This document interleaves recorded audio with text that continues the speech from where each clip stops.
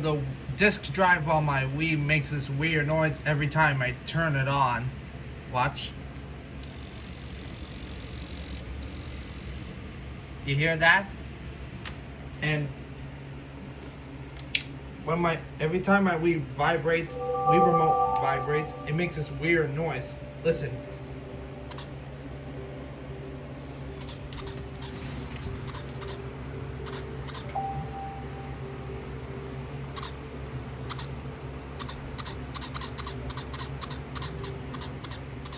That's the Wii settings, by the way.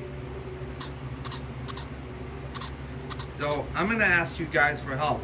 Let me know in the comments below which tutorial I need to fix these kind of issues. Okay? Thank you.